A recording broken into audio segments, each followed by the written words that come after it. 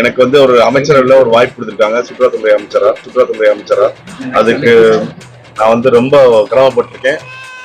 எனக்கு என் மீது பெரிய ஒரு நம்பிக்கை வச்சு நமது முதலமைச்சர் அவர்கள் எனக்கு இந்த பொறுப்பை கொடுத்துருக்காங்க. சுற்றுலாத்துறையை பத்தி உங்களுக்கு தெரியும். சுற்றுலாத்துறையை மேம்படுத்துற மாதிரி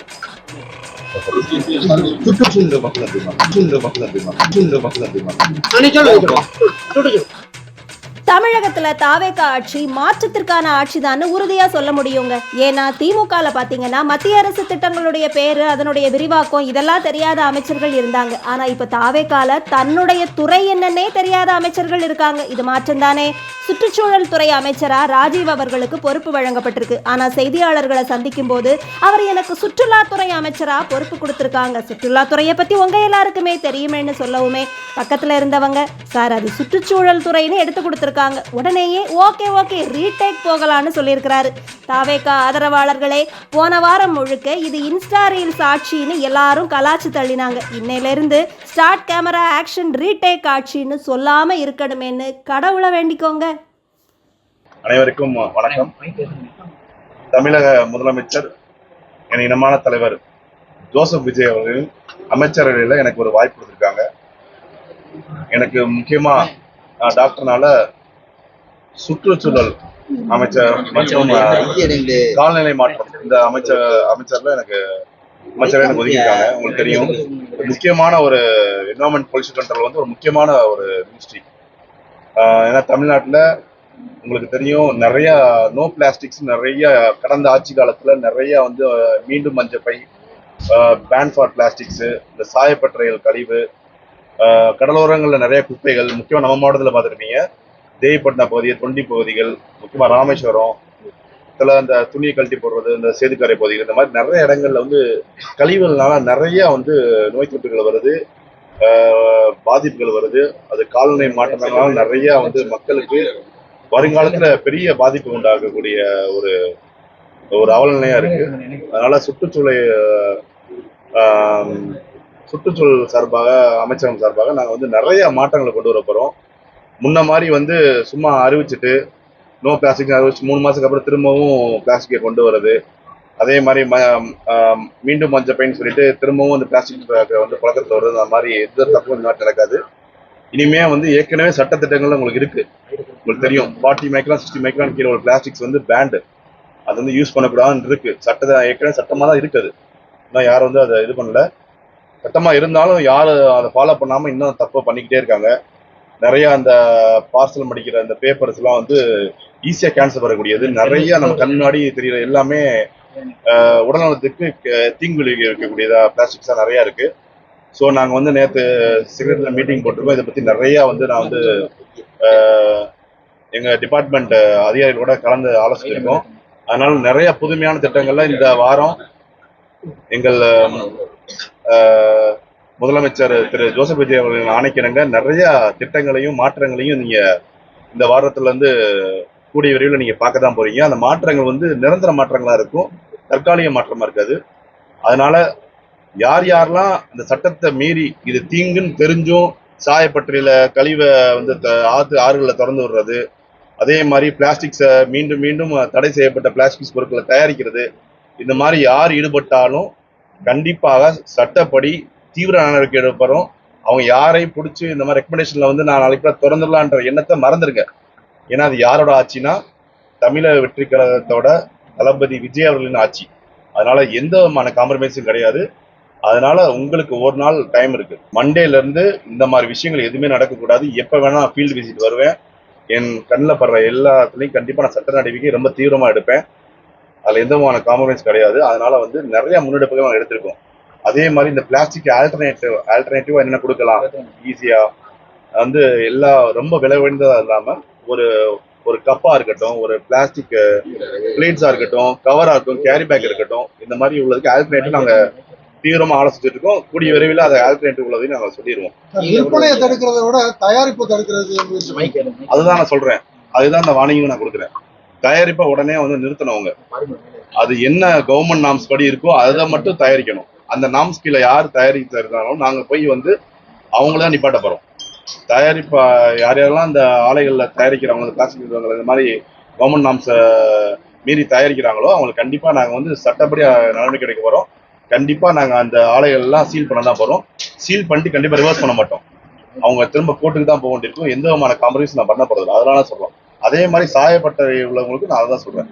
ஏன்னா கொங்கு பகுதிகளில் மெயினாக மேஜராக எல்லா பகுதியும் முக்கியமாக அந்த பள்ளிப்பாளையம் குமாரப்பாளையம் இந்த ஏரியாக்களில் நிறைய கம்ப்ளைண்ட்ஸ் வருது. இதனால என்னன்னா நிறைய கிட்னி ஃபெயிலியர் ரீனல் ஃபெயிலியர் ஏற்படுது, நிறைய உடல் கோளாறுகள் ஏற்படுது, கேன்சர் ஏற்படுது.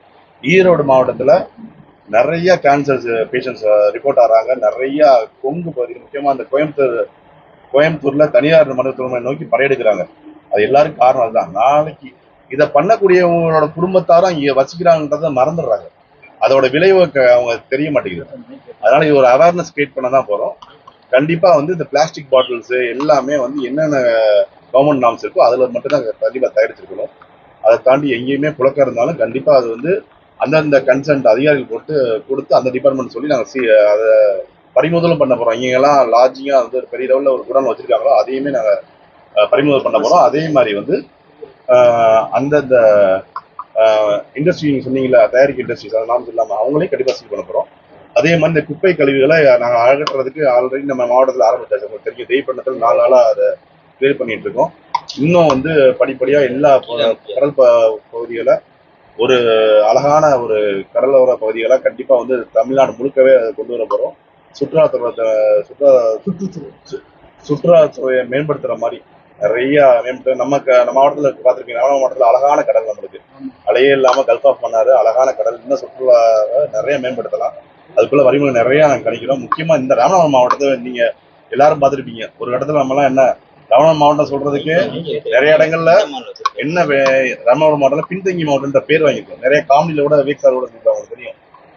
இங்க இதை திருப்பி விட்டீங்கன்னா தண்ணியில் அந்த மாதிரி தான் இருக்கு. அப்படி இருக்காது. என்னோட கனவு என்னன்னா அப்துல் கலாம் பிறந்த மண் இது. கண்டிப்பா மெத்த மாவட்டங்களுக்கு முன்னுதாரணமா இந்த மாவட்டம் நம்ம எல்லா வகையிலையும் மேற்கொள்ளும். அதுக்கு உங்களோட எல்லாரோட ஒத்துழைப்பு எனக்கு தேவை. முடிந்த அளவுக்கு குடிநீர் பிரச்சனையை நம்ம முதல் பிரச்சனையா எடுத்து கண்டிப்பா இந்த மாவட்டம் முழுவதும் குடிநீர் பிரச்சனையை தீர்க்கிறதுக்கு உள்ள வழிகளை நாங்க அதிகாரியோட மாவட்ட நிர்வாகத்தோடையும் நாங்கள் கலந்து ஆலோசிச்சுட்டு அதை துரிதப்படுத்த சொல்லியிருக்கோம். அதுக்குள்ள செஞ்சுட்டு மீதி இங்க வந்து உங்களுக்கு தெரியும் இங்க மெயினா வந்து சிப்காட் ராமேட்ல இருக்கு. உங்களுக்கு அது எதா இருக்குன்னு உங்களுக்கு தெரியும். ஒரு இண்டஸ்ட்ரி கூட இல்ல. ஸோ அதை மேம்படுத்துறது எப்படி, இங்க வேலைவாய்ப்புல இளைஞர்களுக்கு உருவாக்குறது. ஏன்னா ராமநாதபுரம் மாவட்டத்தை பொறுத்தவரை நிறைய பேர் வெளிநாட்டு வேலை பார்க்குறாங்க. இங்க அதிகமா இளைஞர்கள் வந்து வெளிநாட்டுக்கு படையெடுக்கிறது ஒரு இதாவே வாடிக்கையாவே இருக்கு. அதை நிறுத்தணும். நிறைய வேலைவாய்ப்பு உருவாக்கணும். தொழில் முனைவோர்கள் நிறைய உருவாக்கணும். நிறைய வாய்ப்புகள் உருவாக்கணும். ஏன்னா டூரிஸ்ட் பெருசா உங்களுக்கு தெரியும் எவ்வளவு வண்டிகள் உள்ள வந்துருப்பதுன்னு தெரியும். உங்களுக்கு முக்கியமான ஸ்தலங்கள் நம்ம மாவட்டத்தில் நிறைய இருக்கு. 3 மதத்தோட ஸ்தலங்களும் இருக்கு. அதனால வந்து எல்லா வகையிலுமே அதை மேம்படுத்தணும்.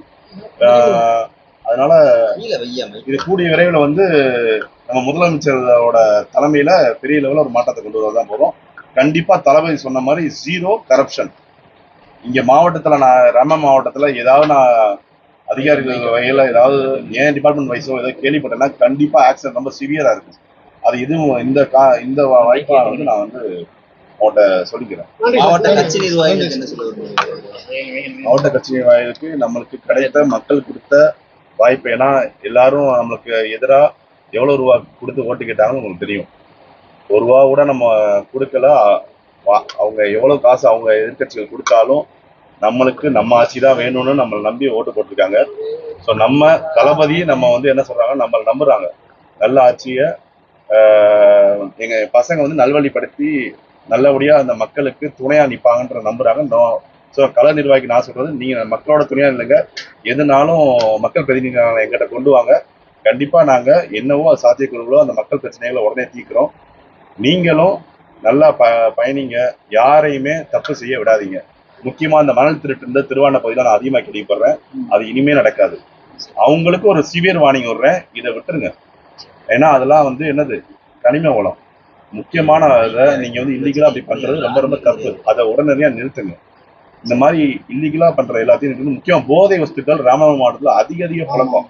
அதை முதல்ல பண்றதுதான். அவங்களுக்குமே இது ஒரு வார்னிங்கா எடுத்துக்கோங்க.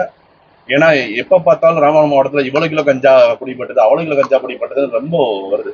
நான் என்ன நினைச்சேன், நாங்க என்ன எதிர்பார்க்கிறோம்னா இந்த ராமநாதபுரம் மாவட்டத்தை சேர்ந்த ஒரு ஒரு ஒரு மாணவன் இந்த நேஷனல் லெவல்ல இப்படி ஸ்போர்ட்ஸ்ல பிளேஸ் பண்ணா, அப்படி படிப்புல பிளேஸ் பண்ணா, இன்னைக்கு ஒரு ஆராய்ச்சியில ஒரு லெவல்ல பெரிய லெவல்ல வந்துட்டான், நாளைக்கு வெளிநாட்டுல ஒரு முக்கியமான ஒரு பொறுப்புல இருக்கான்ற மாதிரி செய்திகள், இந்த மாதிரி இந்த மாவட்டத்துக்கு பெருமை சேர்க்கக்கூடிய செய்திகள்லாம் வரணும் நான் விரும்புறேன். ஆனா வரது ஃபுல்லா என்னது, 32 கிலோ கஞ்சா, 10 கிலோ கஞ்சா பறிமுதல் கொடுத்து மெத்தப்பட்ட மீன் பறிமுதல் கொண்டு வச்சிருந்தது ரொம்ப மனசு உருக்குற செய்தியா இருக்கு.